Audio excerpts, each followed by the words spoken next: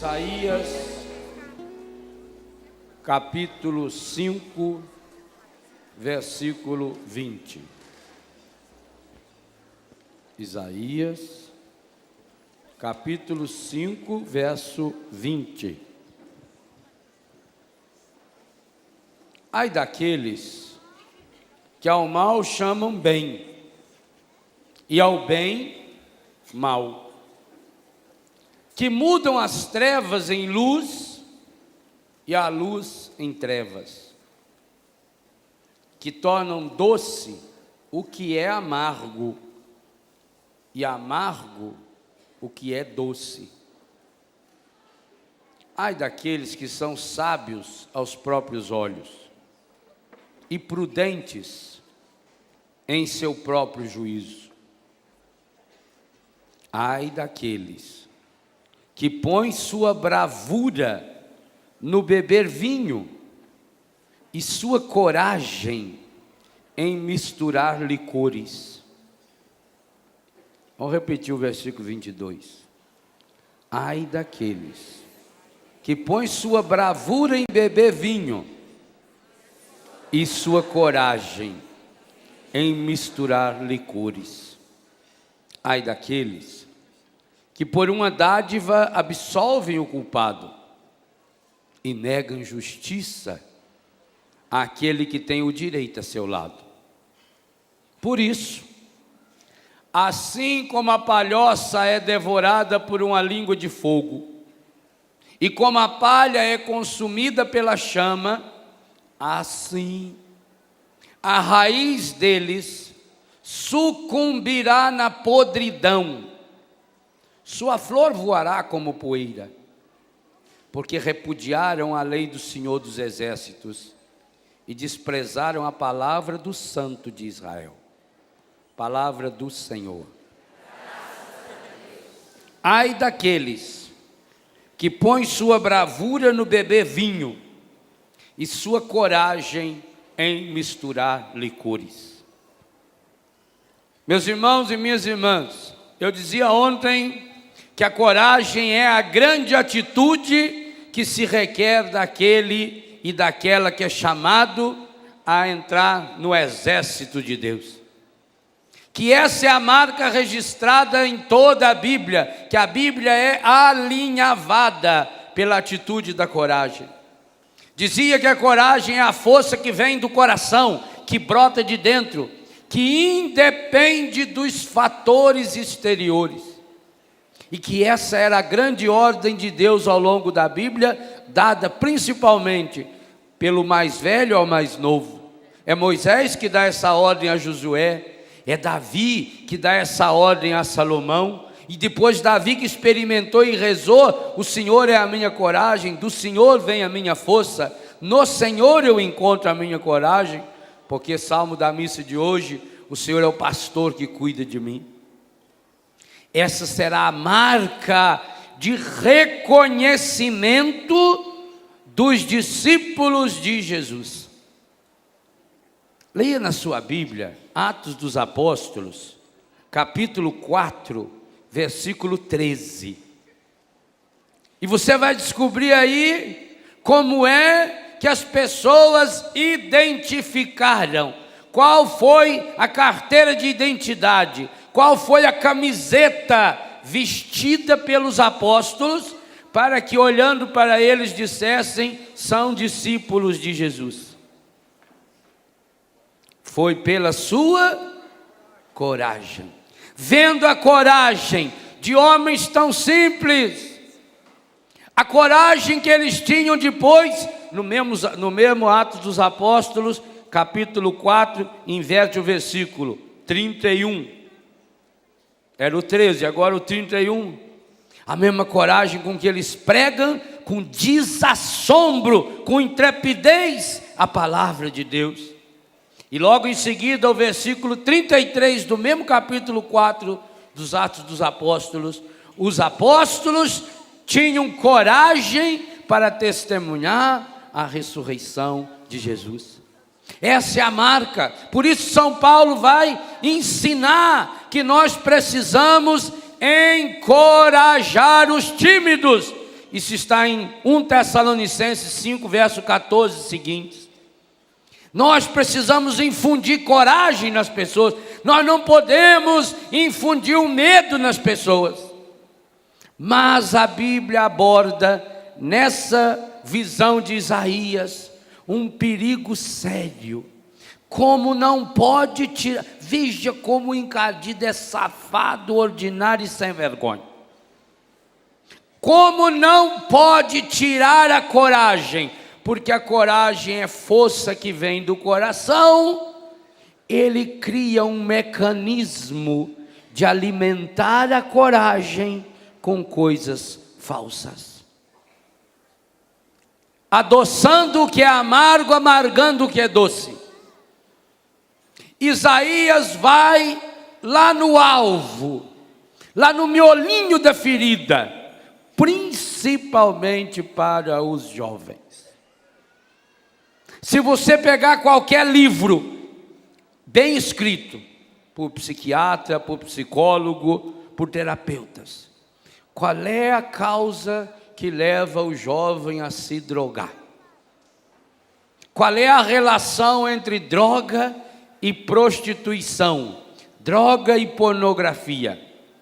Você vai perceber o seguinte: os autores sérios vão dizer, o que leva à dependência química é multifatorial, são muitos os fatores, mas em todos eles, de corrente protestante, de corrente católica e até de corrente ateia, um elemento vai aparecer em todos eles, e esse elemento chama-se coragem. O jovem se droga acreditando que a droga lhe dá coragem, lhe dá ousadia para fazer aquilo que ele não fazia. Começa com essa mentalidade besta social da bebida alcoólica. A droga mais perniciosa para o jovem não é a maconha. Graças a Deus, 95% dos jovens que fumam ou que já fumaram maconha não se tornam dependentes de maconha. Mas 84% dos adolescentes que bebem bebida alcoólica tornam-se dependentes do alcoolismo. Olha a estatística, hein? Organização Mundial de Saúde. Repito, 95% do jovem que faz uso da maconha, numa festa, sei lá, em qualquer lugar, 95% não se torna dependente. No cigarro, 84% de todos os no álcool, 84% de todos os adolescentes que fazem uso do álcool tornam-se dependentes químicos. Quando você vê uma pessoa beber, uma pessoa fumando maconha, não pensa logo que isso já é um dependente. Há 3 níveis de uso de droga. Há aquela pessoa que usa uma droga esporadicamente, que talvez usou uma vez na vida e nunca mais vai usar. Há o fato de um jovem, por exemplo, que numa festa, até na casa dele, ele bebeu demais, ficou bêbado, caiu lá no chão, mas nunca mais vai beber, tem nojo da bebida. Então, primeiro é o uso pela curiosidade. Como há também aqueles que podem beber a vida inteira, que nunca vão se tornar dependentes. É a pessoa que toma lá meu pai, por exemplo. Meu pai nunca foi dependente de bebida, nunca. Se chegasse em casa e convidasse ele para tomar uma cachaça boa, uma cachaça feita em alambique, papai tomava assim, ó, aquele golico, nunca foi. Sempre foi um homem livre. A bebida podia estar lá, embaixo da pia podia ter 1 litro de cachaça lá, que ele ganhou de alguém, mas era livre, quer dizer, não tinha nenhuma espécie de dependência. É aquela pessoa que não se deixa usar pela bebida. Há um segundo nível, esse já é o que mais atinge o jovem hoje, que é o nível do abuso. O primeiro, a gente podia dizer assim, é o nível do uso. É a pessoa que usa um gole de bebida e pronto, mas não se torna dependente. O segundo já é o abuso. já é aquele rapaz, aquela menina, que em toda festinha já precisa beber. A bebida virou uma coisa cultural. Vocês veem que tem países que se orgulham de ser conhecidos lá fora pela bebida que produz. O uísque escocês. Hoje o Brasil tem orgulho de produzir cachaça de excelente qualidade. Então já se torna um país conhecido pela produção de cachaça. Há o revestimento de uma beleza falsa na bebida. Você vê um coquetel, pega-se um copo bonito, bate junto lá um leite condensado, coloca lá um suco de morango, que fica cor de rosa, aí corta um limãozinho em formato não sei do que, põe um canudinho colorido. A bebida vira uma coisa assim bonita. Em toda festa que vai, aliás, você chega num restaurante, senta para almoçar, a primeira pergunta que o garçom faz é: vai beber o quê? Por acaso eu pedi alguma coisa para beber para o senhor? Eu vou beber nada. Mas senhor, eu não estou com sede. Eu sou obrigado a beber? Se aqui nesse restaurante for obrigado a beber, eu vou embora daqui, ué. Não é a primeira pergunta? Chega na festa de casamento, o brinde dos noivos. Aliás, tem festa que você vai que logo na entrada já tem uma mesona cheia de as tacinhas. Para cada um já. Tem a bebida para antes da comida, a bebida durante e a bebida depois. Depois precisa tomar um digestivo, um licor, um control gelado com café. Cria-se uma mentalidade da bebida, a bebida como uma coisa social. E para o jovem, o glamour. E para o jovem, a bebida torna a pessoa desinibida. A bebida deixa a pessoa solta. Toma um golinho, você vai ver que você vai se sentir melhor. Senão você vai na festa, você fica lá encostado, não dança. Toma um golinho, o que tem? Toma um pouquinho. E aí você começa a gostar. E aí você começa a torcer para passar a semana logo, para chegar sexta-feira e tomar o seu golinho, e tomar a sua cervejinha, e tomar o uísquezinho, e tomar a batidinha, tudo suave, tudo bacana, o seu energético da bebida. Começa a necessidade de coisas novas, a curiosidade das novas experiências, e a curiosidade é uma das portas de entrada para as drogas ilícitas. A bebida é droga lícita, acompanhada do cigarro. Claro, porque o gosto que deixa na boca é tão ruim que um tenta eliminar o outro. E aí o jovem começa a fumar. Na minha época de criança e adolescente, fumar significava eu sou livre.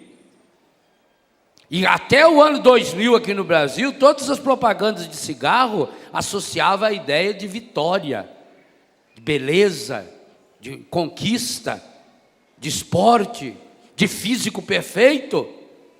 Então começa a fumar, como se fosse livre. O cigarro se torna um sinal de liberdade. O cigarro alimentado na bebida, o que tem experimentar um baseado? Tem nada. Não, eu queria só por curiosidade. E por curiosidade, fuma, experimenta um baseado. E claro, já disse ontem, a sensação que o baseado dá na gente é maravilhosa. Não adianta mentir. Não adianta você falar para a criança, é ruim. Ensina uma criança de 6 anos de idade que chocolate é ruim.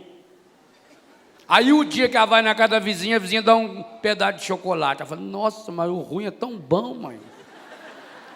Eu queria mais aquele negócio ruim. Ô mãe, eu acho que eu tenho vocação para fazer sacrifício, porque eu estou gostando daquele negócio ruim. Não adianta. A sensação que uma boa maconha produz é espetacular. A pessoa fica calma, serena, alegre, está ótima. Eu, padre, quando eu bebo, eu dirijo melhor. Não tenho medo de nada. Pontinho estreito. Eu tenho coragem. Mas acontece que a maconha, com o tempo também, eu preciso ir aumentando a dose, chama-se tolerância. Eu fumava um baseadinho, dava 3 ou 4 bolas num baseado, já estava bom. Agora eu preciso de um baseado inteiro, eu preciso de 2, eu preciso de 3. E quando passa o efeito, a coragem também vai embora e vem a larica. É a vontade de precisar mais. Agora eu vou atrás. E eu que estava só bebendo e fumando um cigarrinho e um baseado só uma vez por semana ou 2, agora eu começo a torcer para a semana passar mais logo. Para que chegue logo sexta-feira. Porque agora eu já estou cheirando um carreirinho. A maconha agora não faz mais efeito. Maconha e álcool então potencializa. Agora eu preciso de um carreiro. Eu quero experiências maiores. Quem se contenta com coisa menor? A ânsia do ser humano é sempre por experiências novas. Então alguém pôs lá um carreiro de cocaína e eu dei uma cheirada. Acontece que a cocaína já é destrutiva dos neurônios. Você sabia que você corre o risco de se tornar dependente, o terceiro nível, que o primeiro é usa, o segundo é... Já esqueceram? Primeiro nível, segundo, terceiro, dependência. Agora, a droga que usa e abusa você. Você pode se tornar dependente de cocaína na primeira vez que usar. O crack, por que o crack tem essa força destruidora de droga? O crack tem essa força destruidora de droga porque é cocaína. E cocaína potencializada pela pedra de fogo. Chega até a 700 graus a queima do pozinho de cocaína que está naquela pedra. Imagina com que força isso entra no cérebro. De 3 a 8 segundos, uma pessoa que deu uma baforada no cachimbo de crack já atinge o cérebro. E atinge como? Destruindo o neurônio. A maconha e o cigarro não destroem neurônio. A maconha, através do seu princípio ativo chamado THC, ela cria como se fosse uma capa no neurônio. Ela cria uma casca no neurônio. Tanto que a pessoa parou de usar, parou de fumar, em pouco tempo o organismo vai, retoma e volta ao normal. A cocaína não. Todas as drogas derivadas da cocaína, elas são destrutivas dos neurônios. Não tem volta. Por isso que o jovem que usa crack, a criança que usa crack, o adolescente que usa crack, em pouco tempo ele aparece na televisão com aquela imagem destruída. Em 2 ou 3 meses come a pessoa. Veja, por isso como é que começa esse texto? Ai. O que é o ai da Bíblia? A Bíblia não gosta de palavrão. A Bíblia tem 3 ou 4 palavrão nos seus 35.568 versículos. Quando a Bíblia usa uma expressão dessa, ai, é como se usasse o pior de todos os palavrões. É uma mistura de coitado, que pena, desgraçado.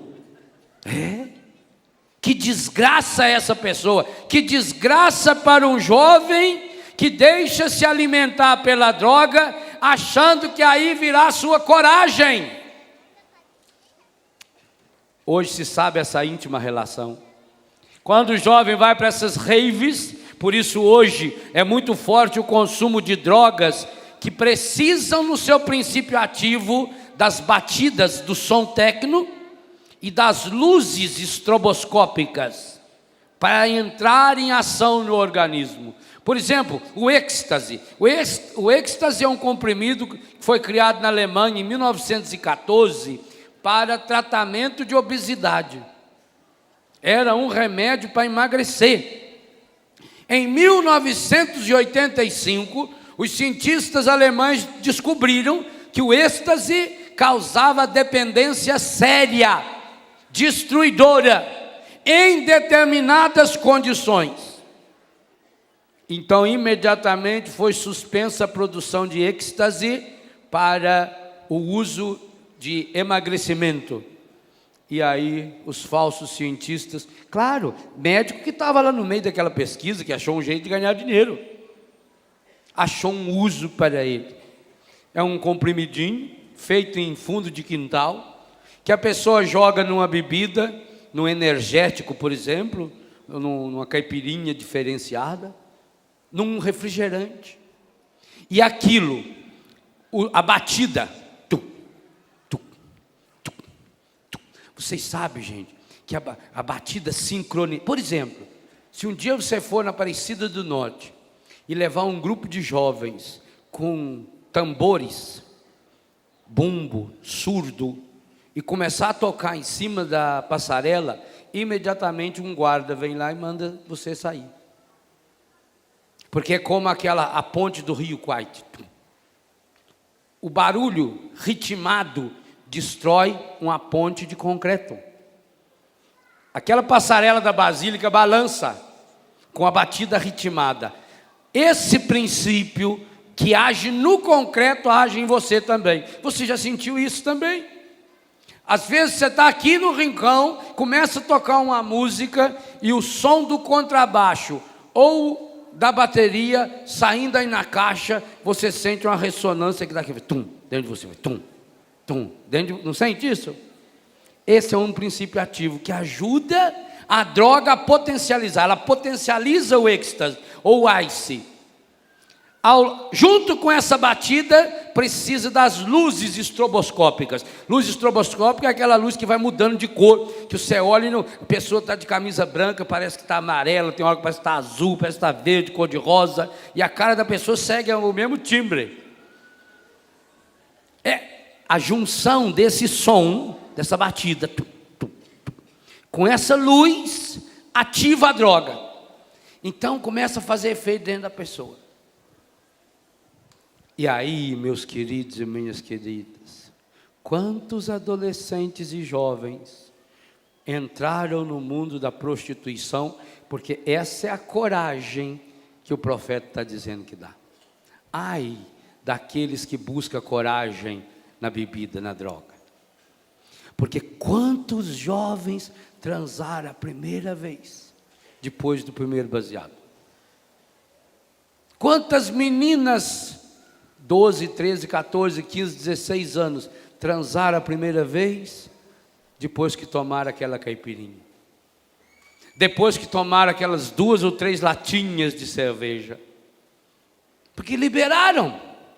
A cabeça fica solta. A pessoa ganha uma coragem que não é dela, e não é dela. A Bíblia diz bem claro de quem que é essa coragem. É do encardido.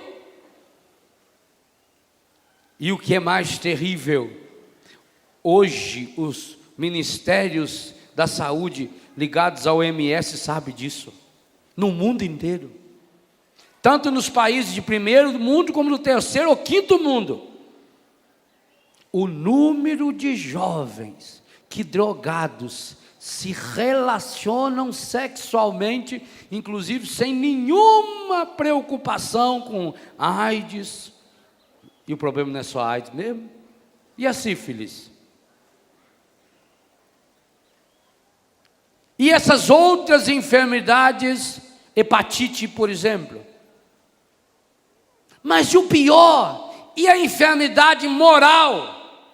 Aquilo que atinge a vontade da pessoa, que faz a pessoa, se naquela hora era aquela coragem, versículo 23 e 24, fogo de palha, porque aquilo acionou dentro da pessoa, e aí junta aquilo que é a força natural da pessoa, potencializa aquilo que você já tem. E você pega um adolescente, um jovem de 18, 19, de 20 anos de idade, a sexualidade dele está indo para o seu auge. Aquilo é uma fornalha, aquilo é como uma panela de pressão no fogo. E é normal e é santo que isso aconteça. O desejo jamais é pecado, e eu já preguei sobre isso várias vezes aqui. Principalmente o desejo sexual, jamais é pecaminoso, jamais. Mesmo quando o objeto do desejo for pecaminoso, o desejo não é pecaminoso, o desejo foi Deus que colocou. É essa ânsia que tem dentro do ser humano de reproduzir Deus. É o desejo de transmitir a vida, mas não só a vida no sentido de fazer novos filhos, a vida que há em mim, a vida que há em você, a partilha de vida, a comunhão de vida, a dependência que um tem para o outro, a necessidade de estar dentro do outro, de mergulhar no mundo do outro, porque quando a pessoa na verdade está desejando outra pessoa, na verdade ela está desejando o grande outro, que é Deus. É o desejo de Deus. Santo Agostinho, que fez uma grande experiência de homem do pecado, soube depois mostrar como esse desejo é de fato uma inclinação natural que a gente tem para Deus. E aí é óbvio, você está na flor da idade, você está no auge da sua vida, todas as suas células estão entrando na maturidade. Isso põe fogo. Aí você joga um princípio ativo, o cigarro, ou a bebida, ou a droga, as drogas ilícitas. Isso então potencializa. E aí a pessoa começa a cair no vazio. Por quê? Porque uma menina depois, com 14 ou 15 anos de idade, que foi numa festinha, que transou com um coleguinha, como é que ela se olha depois? E o menino também. Que visão a pessoa tem de si mesma quando sabe que já é uma laranja chupada, que está sobrando só os bagaços? Ou não é isso que o mundo quer de vocês? Por que que os traficantes de droga investem pesadamente em meninos e meninas, principalmente os bonitos? Vicia-os, porque depois de viciá-los, se eles não tiverem dinheiro para pagar, eles têm o próprio corpo. A menina vai se prostituir e o menino também vai se prostituir. Hoje se sabe, há uma íntima relação entre droga e prostituição juvenil de alto nível. Se é que a prostituição pode ser de alto nível. Aqui no Brasil, um exemplo bem clássico disso é Brasília. Você vai a Brasília e compra qualquer jornal de Brasília. Não tem muito mesmo, tem uns 3 jornais só de lá. Compra qualquer jornal de Brasília e abre na página dos classificados. E leia. Comentei isso outro dia, celebrando a missa lá do governo, a Páscoa. Leia as propagandas de sexo. Você vai ficar abismado de ver principalmente o número de meninos, de rapazes se oferecendo. Rapaz alto, bonito, moreno, louro, bem dotado, atende em particular, você nunca vai esquecer, telefone e tal. Você vai em Lisboa, você vai em Madrid, vai à França, à Itália, qualquer jornal, e leia os classificados. Hoje se sabe, há uma íntima relação nesse estilo de prostituição e é droga.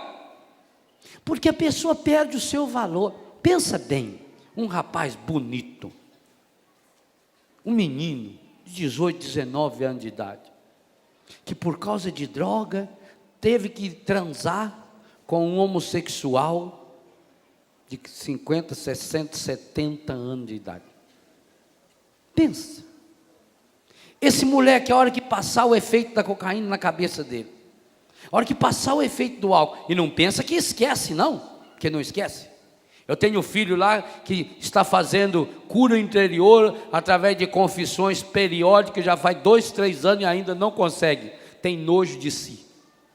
Porque quando esse moleque deita na cama e começa a passar o filme do dia que ele se prostituiu com um homossexual velho desse,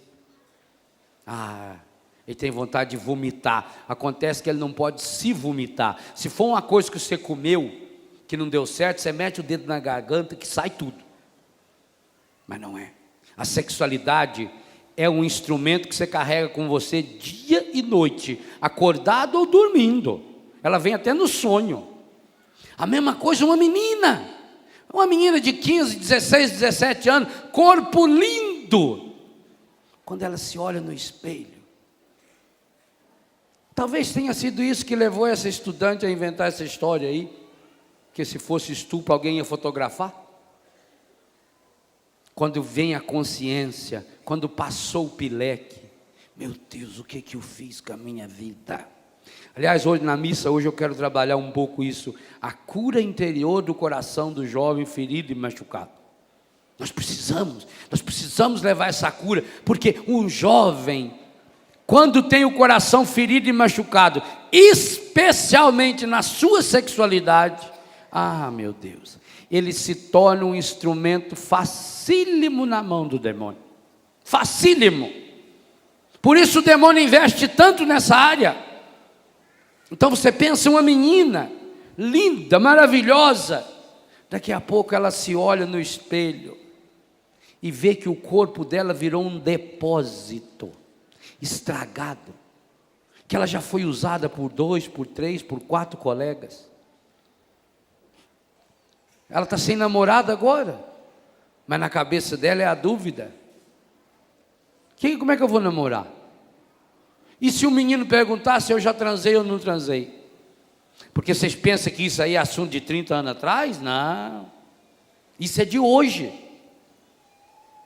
O menino vai querer muito bem também, para passar tempo, para fazer festa. Sexo é uma coisa boa, foi Deus que colocou. Mas quando a pessoa busca coragem para se drogar, e a droga dá uma coragem para se prostituir, a autoimagem dessa pessoa depois fica completa e absolutamente destruída. Ela perde a dignidade, ela perde a autoestima, ela perde os seus valores, e aí começa a cabeça. Agora eu preciso de mais droga. Para esquecer o que eu fiz, eu me drogo. Cria-se um círculo vicioso. Para esquecer o que eu fiz, mais droga. Para esquecer o que eu fiz, mais bebida. Para esquecer o que eu fiz, mais droga. E quando me drogo, agora já foi mesmo, o que tem? Perdido e meio. Agora que eu já transei com 4, 5, o que tem transar com 10? Ao menos eu vou ganhar algum lucro com isso, eu vou me divertir. E associa-se a isso a uma pregação que eu fiz aqui há muitos anos atrás, chamado Caixote das Drogas. Associa-se a isso os condicionamentos. A televisão já vem com a moda, tudo normal, a propaganda do governo, basta usar camisinha. E hoje nós temos jovens meninos e meninas que vêm para acampamento de oração. Quantas vezes aqui já fizemos a experiência? Não é só acampamento aqui não, em outros lugares que eu já fui pregar, até retiro. No bolso ou na bolsa tem um pacotinho de camisinha. Do mesmo jeito que carrega a droga. Meu irmão, olha para você. Meu filho, minha filha, olha para você. Que tem aquela dignidade linda que Deus deu a você. É para isso.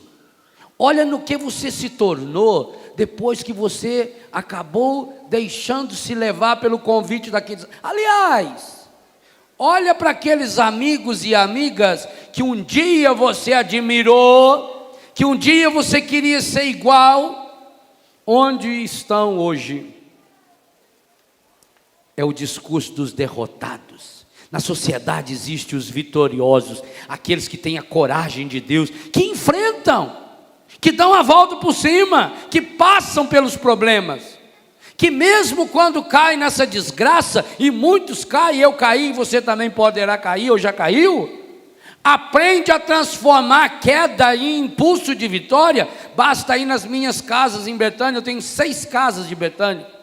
Vai lá em Betânia, hoje, só na casa que eu moro, a casa-mãe, tem 28 postulantes, pelo menos uns 20, são jovens que foram drogados.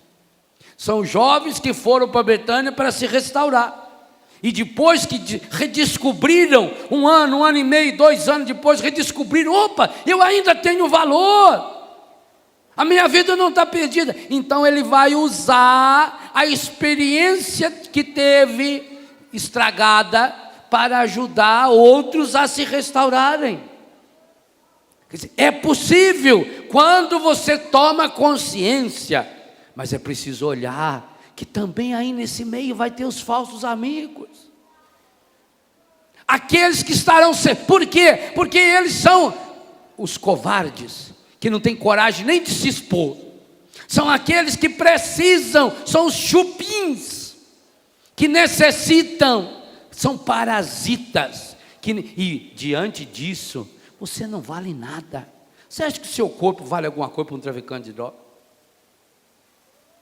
Você acha que o seu corpo vale alguma coisa para um prostituidor? Eu digo, se eu tivesse que ter nojo de alguém que frequenta a prostituição, não seria das prostitutas, não. Eu tenho nojo do prostituto. Como é que pode um pai de família deixa a mulher em casa e vai para a zona? Você já pensou se ele tem uma filha de 3 ou 4 anos de idade? E a hora que ele chega da zona, com aquele cheiro de zona de pecado, e a filhinha vem correndo, pula, senta no colo e beija o pai.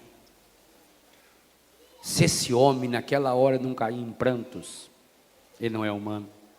Ele já perdeu faz tempo a sua dignidade de homem. Mas por que fez isso? Na bebida, nos botecos. Por que hoje está cheio de zona nos centros da cidade? Todas elas ligadas aos botecos, os barzinhos. Não, é só um barzinho, não tem nada demais não. Só um barzinho.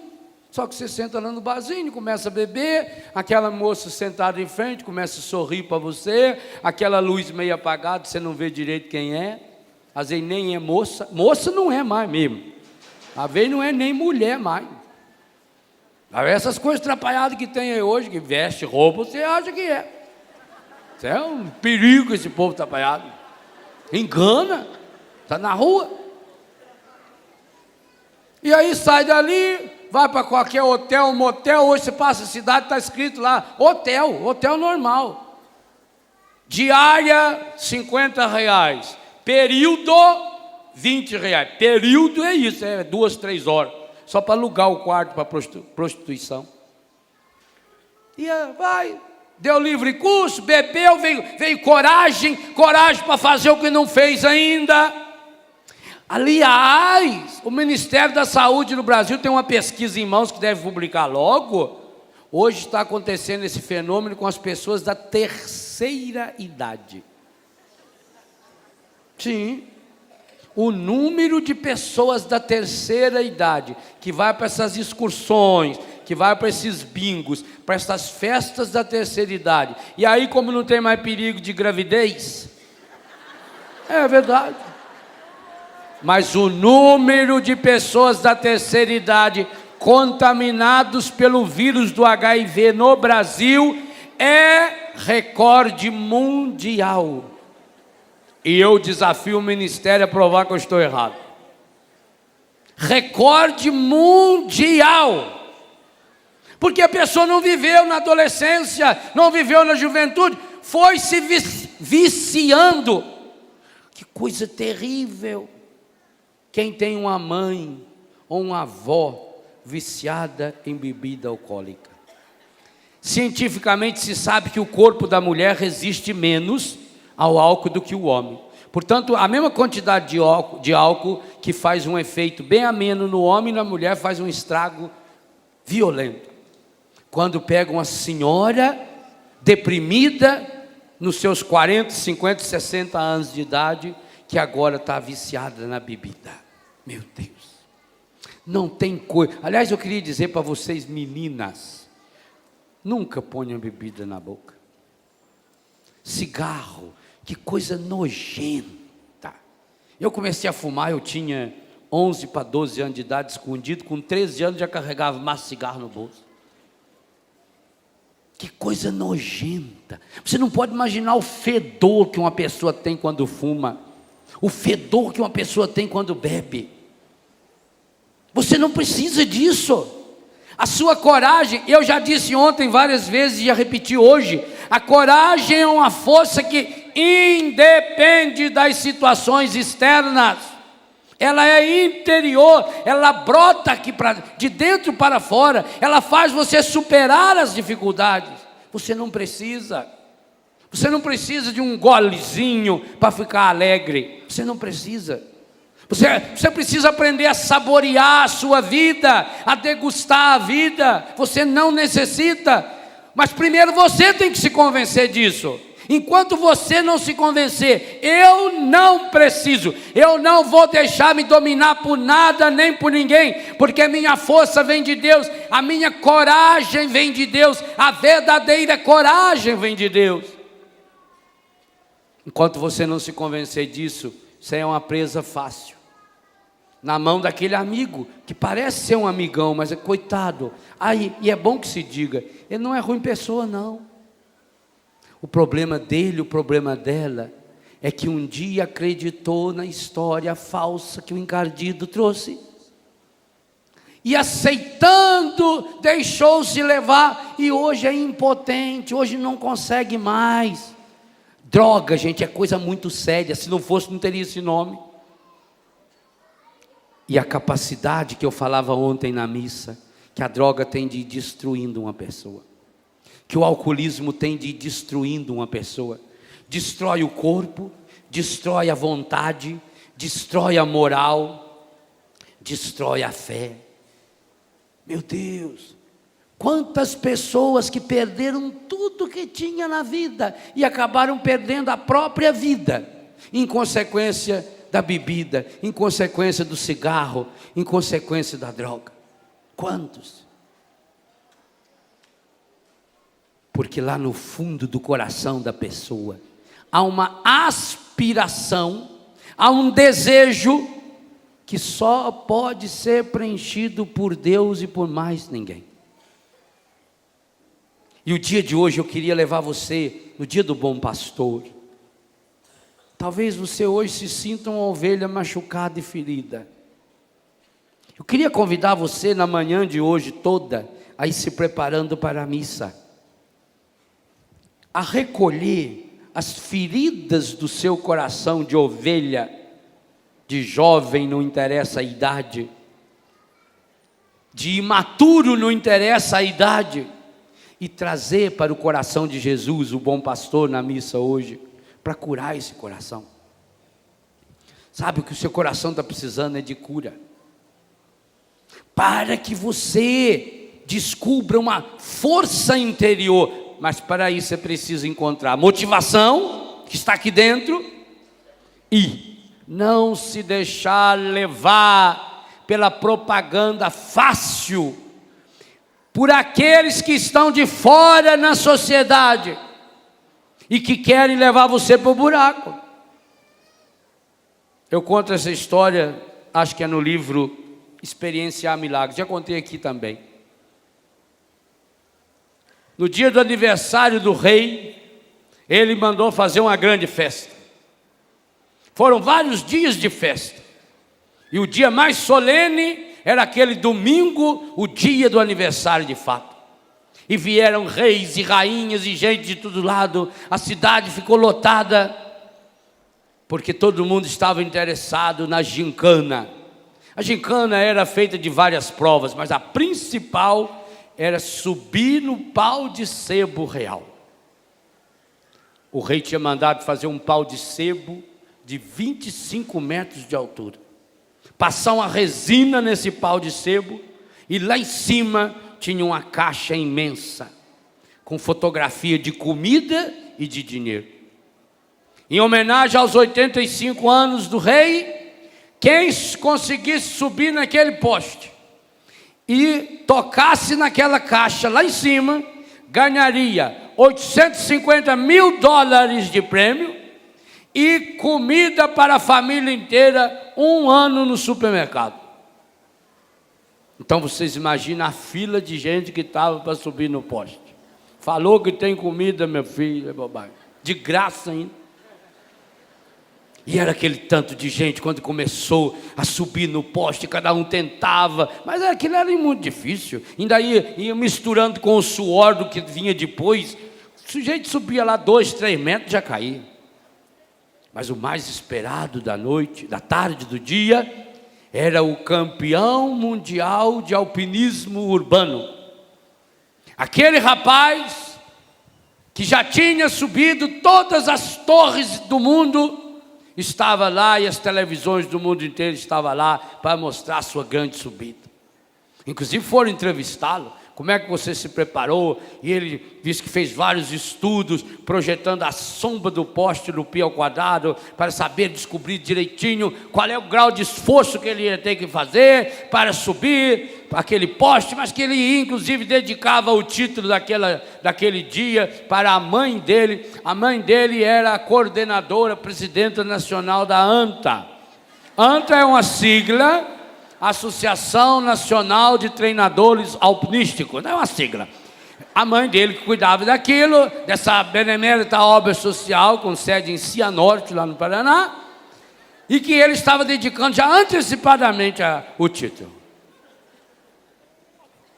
Quando chegou a hora da subida do atleta, quando ele se postou embaixo daquele poste, silêncio, e ele fez a concentração,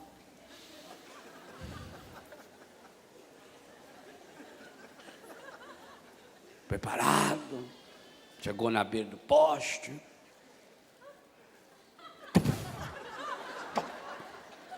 aquele bração, aquela roupa apropriada, joelheira, aquele sapato cheio de espora, todo mundo, e ele foi subir. Aquilo era uma lagartixa. No instantinho ele estava nos 10 metros. Os jornalistas, televisão narrando. Vai ser fácil. Mas quando foi chegando ali para o 13º, 14º, aquilo parecia um caminhão atolado. Estava patinando. E que tristeza para aquele povo, quando ouviram aquele barulhinho. Toim! O grande alpinista não passou do 15º metro. Mas ele ficou com raiva e voltou. Porque a pessoa que tem garra, ela não desiste. Ela vem e volta. O importante na vida não é cair, não, é começar de novo. E ele foi de novo. Agora ele tinha um novo combustível, a raiva. E aí aquilo foi rápido.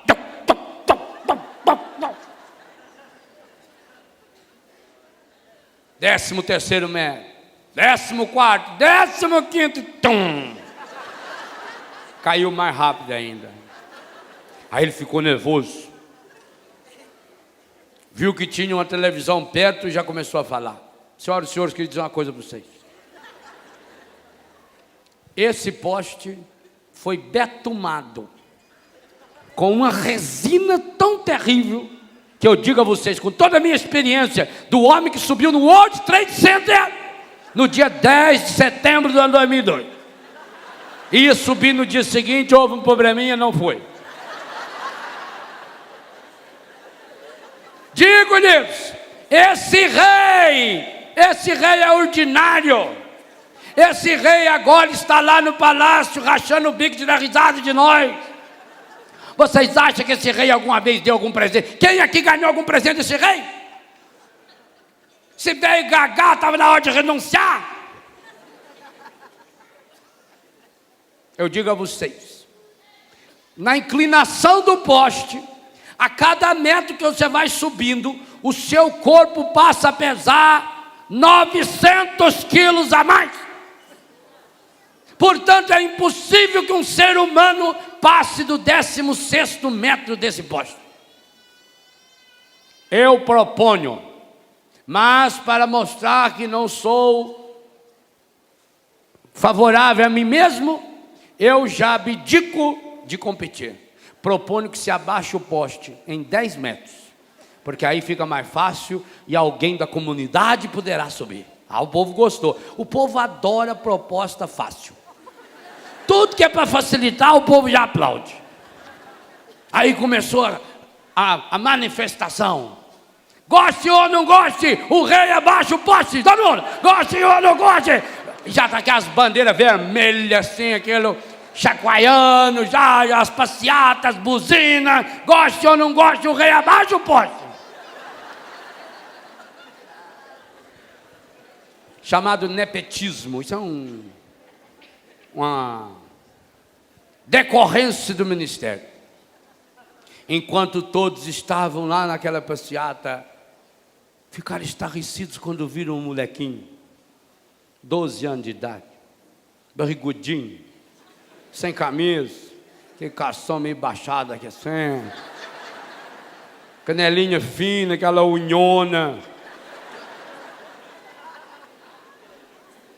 orelhudo, rapazinho olhando lá para cima, olhando para aquela comida lá.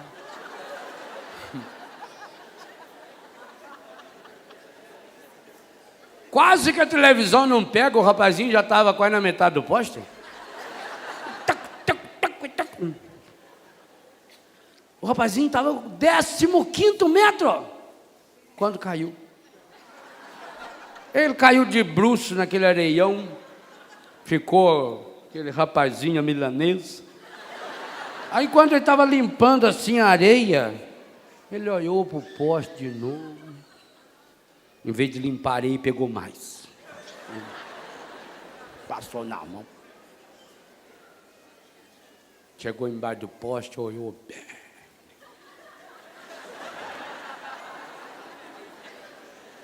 E começou, toco, toco. E o povo, quando viu aquilo, começou a gritar: desiste, não consegue, não consegue. Não, desce daí que nós vamos mandar baixar o poste. E o rapazinho não está nem aí. Tá, toc, toc. 15º, 16º, 18º, 25º metro. O rapazinho bateu naquela caixa cheia de comida.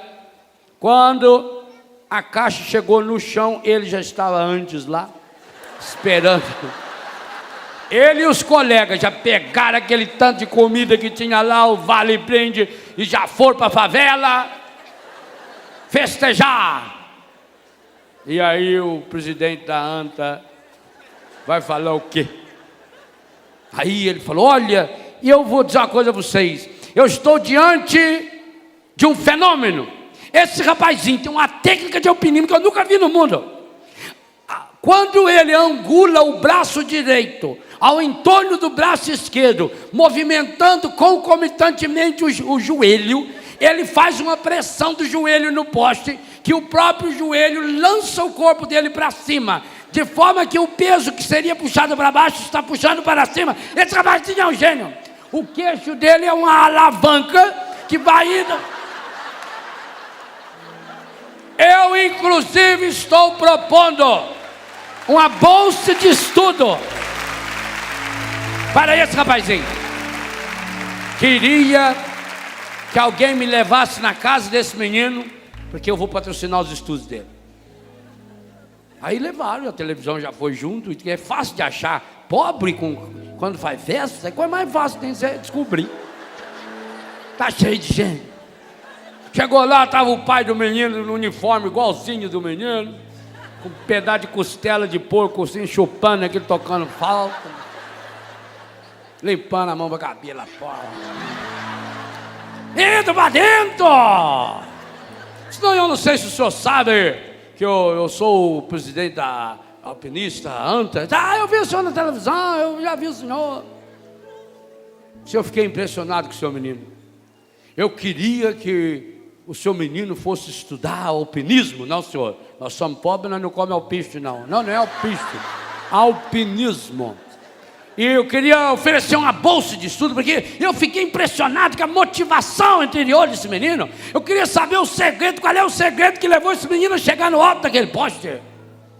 Aí o velho falou: meu filho, você não vai gastar dinheiro à toa, não.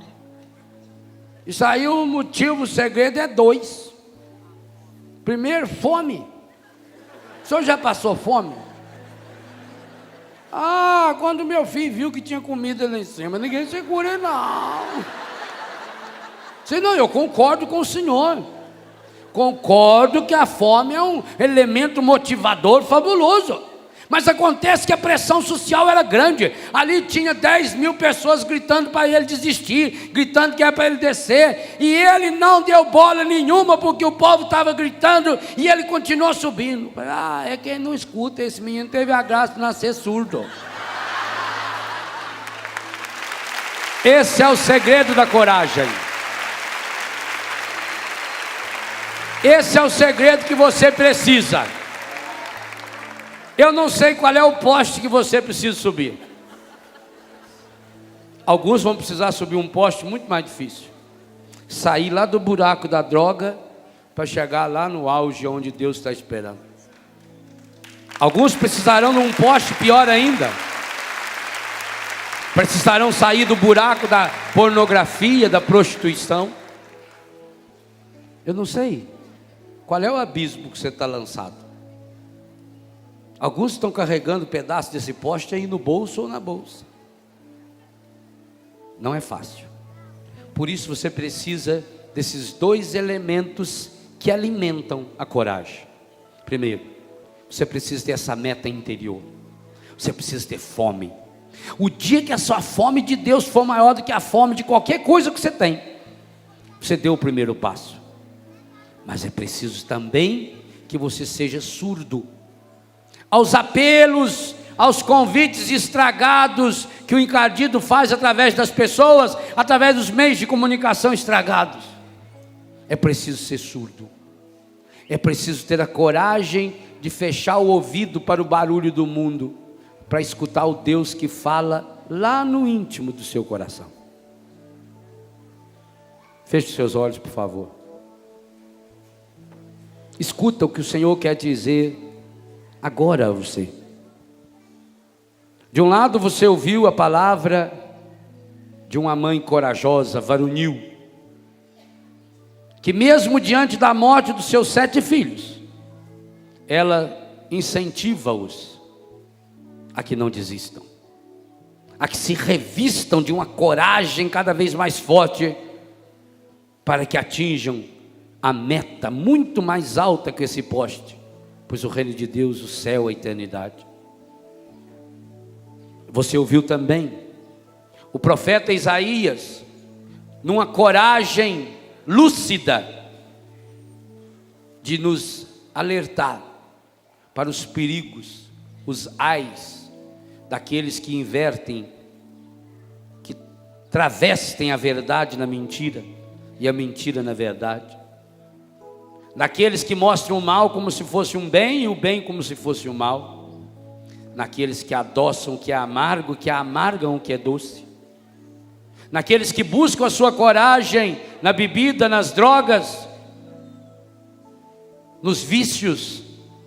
E a consequência de tudo isso é esse fogo de palha que consome, numa rapidez violenta, toda a alegria e toda a felicidade que você levou tempo para construir. Escuta essa palavra hoje no seu coração, para que você tenha coragem, a mesma coragem de Jesus que venceu o mundo. Coragem, no mundo tereis tribulações, eu venci o mundo. Para que você tenha essa coragem, meu irmão, minha irmã, você precisa esvaziar o seu coração, o seu bolso, sua bolsa, sua barraca, sua casa, de tudo aquilo que não presta e que você está carregando, porque um dia, iludido pelo pecado, acreditou Por isso você hoje não tem coragem para lutar. Observe como você perdeu a coragem de lutar contra o cigarro. Hoje você acha que precisa do cigarro, que depende do cigarro. E eu digo a você hoje, tome uma decisão. Você é mais forte do que o seu vício. Hoje é o primeiro dia do resto da sua vida. Hoje é dia de você jogar fora esse maço de cigarro. Tome agora essa decisão. Na força da graça de Deus hoje, eu tomo a decisão de nunca mais fumar. Também você que está em casa e que fuma.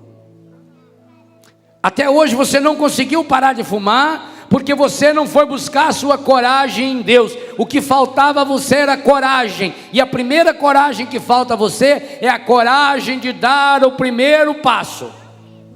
E eu convido agora, eu conclamo agora, dê esse primeiro passo. Inclusive você que está aqui, se tem maço de cigarro no bolso ou na bolsa, não tenha medo. Coragem de Deus, pega esse maço, aperta, amassa e joga aqui para frente. Não tenha medo. Você não precisa, você não depende desse cigarro, você não depende dessa droga, você não depende do álcool. A sua proteção não está nessa camisinha.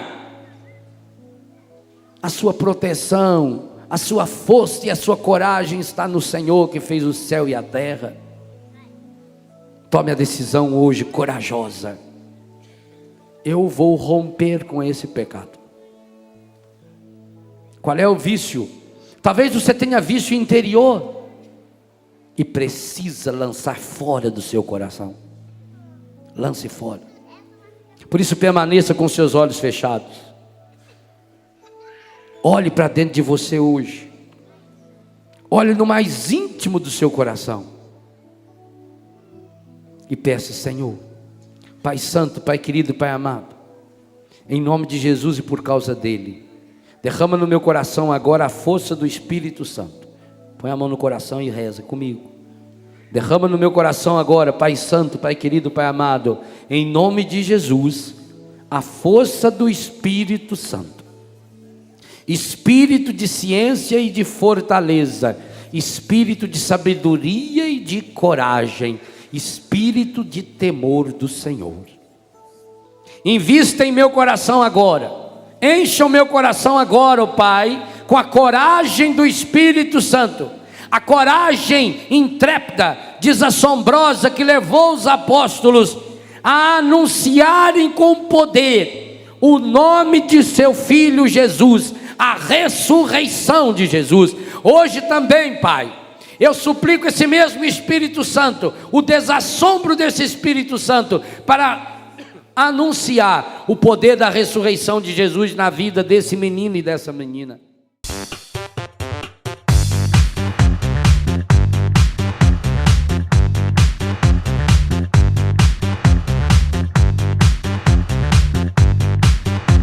CançãoNovaPlay.com. Assine já!